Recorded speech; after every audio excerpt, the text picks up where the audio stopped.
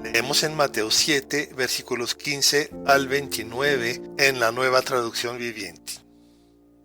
Ten cuidado de los falsos profetas, que vienen disfrazados de ovejas inofensivas, pero en realidad son lobos feroces. Puedes identificarlos por su fruto, es decir, por la manera en que se comportan. ¿Acaso puedes recoger uvas en los espinos o higos de los cardos? Un buen árbol produce frutos buenos, y un árbol malo produce frutos malos. Un buen árbol no puede producir frutos malos, y un árbol malo no puede producir frutos buenos. Por lo tanto, todo árbol que no produce frutos buenos se corta y se arroja al fuego. Así es, de la misma manera que puedes identificar un árbol por su fruto, puedes identificar a la gente por sus acciones. No todo el que me llama Señor, Señor, entrará en el reino del cielo. Solo entrarán aquellos que verdaderamente hacen la voluntad de mi Padre que está en el cielo. El día del juicio muchos me dirán, Señor, Señor, profetizamos en tu nombre, expulsamos demonios en tu nombre, e hicimos muchos milagros en tu nombre. Pero yo les responderé, nunca los conocí, aléjense de mí, ustedes que violan las leyes de Dios.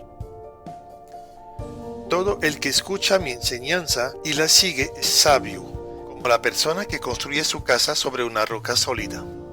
Aunque llueva a cántaro y suban las aguas de la inundación y los vientos golpeen contra esta casa, no se vendrá abajo porque está construida sobre un lecho de roca. Sin embargo, el que oye mi enseñanza y no la obedece es un necio, como la persona que construye su casa sobre la arena. Cuando vengan las lluvias y lleguen las inundaciones y los vientos golpeen contra esa casa, se derrumbará con un gran estruendo. Cuando Jesús terminó de decir esas cosas, las multitudes quedaron asombradas de su enseñanza, porque lo hacía con verdadera autoridad, algo completamente diferente de lo que hacían los maestros de la ley religiosa. Bueno, el tema de los falsos profetas. Muchas veces se ha enseñado que uno reconoce a los cristianos por sus frutos, pero esto no es lo que dice este texto. Cuando alguien se presenta como profeta, en el sentido del Antiguo Testamento, es decir, que alguien pretende compartir un mensaje de Dios y ser recibido y escuchado, pues debemos mirar qué fruto está llevando. Nadie puede pretender ser recibido como líder y maestro si su vida no muestra evidencias de haber sido tratada por Dios. Este fruto no consiste en tener muchos seguidores o convertidos, tampoco en la fama que tiene o en el éxito aparente, ni siquiera en los milagros que se hacen.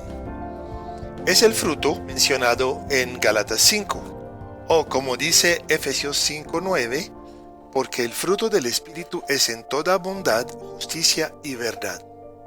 Ahora hay que tener en cuenta de que este fruto no es condición para la salvación de una persona.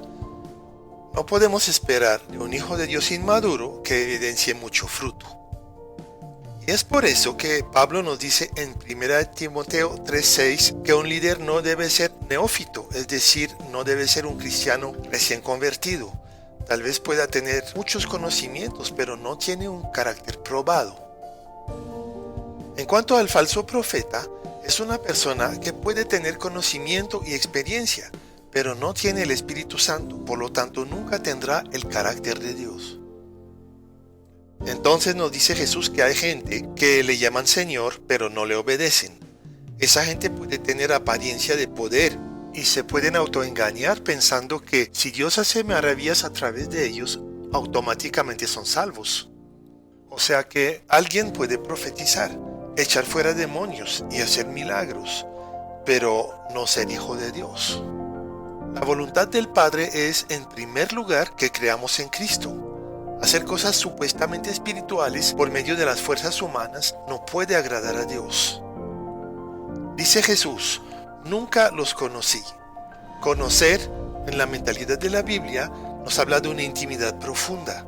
Cuando Jesús dice que no conoce a alguien, está diciendo que nunca señoreó esta vida, que esta persona nunca fue hija del Padre y que nunca tuvo el Espíritu Santo. Y pues el que no tiene la vida de Dios no puede hacer la voluntad de Dios. Así que una persona puede tener un tremendo liderazgo espiritual y al final escuchar de la boca del Señor esas palabras. apártate de mí, hacedor de maldad.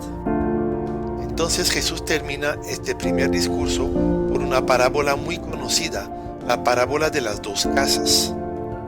Dice que el que oye y hace sus palabras cimienta su vida sobre la roca y nunca será derribado. Y dice que el que oye pero no hace sus palabras edifica sobre arena y ciertamente su vida se arruinará. Pero hemos visto que nadie cumplió la ley de Moisés y estas instrucciones del Sermón del Monte son mucho más exigentes. Hemos visto que nuestra justicia tiene que ser mayor que la de los más perfectos entre los judíos. Si para ser salvo tuviéramos que cumplir este sermón, entonces nadie se salvaría. En el contexto de las demás enseñanzas de Jesús y de la Biblia, vemos que la voluntad del Padre es que creamos. En Juan 6:40 Jesús dice: pues la voluntad de mi Padre es que todos los que vean a su Hijo y crean en Él tengan vida eterna, y yo los resucitaré en el día final. Jesús quiere conocernos. Claro que Él ya sabe todo sobre nosotros, pero quiere tener esta relación de intimidad perfecta, quiere vivir en nosotros. Cuando terminó Jesús, Mateo concluye con estas palabras cada uno de los discursos del Señor. Finalmente, el versículo 29 dice: porque enseñaba con verdadera autoridad, algo completamente diferente de lo que hacían los maestros de la ley religiosa. La autoridad de Jesús es total. Él es la palabra de Dios. Un simple comentarista no tiene esta autoridad, solamente trata de entender con su mente las palabras divinas. Nosotros los hijos de Dios recibimos un poco de esta autoridad a veces, cuando el Espíritu Santo decide hablar a través de nosotros. Y tú, cuando escuchas una exposición de la palabra de Dios, tú tienes la responsabilidad de discernir lo que viene de Dios para tu vida y lo que no. No se le permite a un hijo de Dios tragar entero. No tienes ninguna disculpa si no lees la palabra, si no la estudias, si no oras por sabiduría. Si algún falso profeta te engaña y te abusa espiritualmente, es tu responsabilidad por ser negligente y perezoso en escuchar la voz del Señor, porque Él es el único verdadero.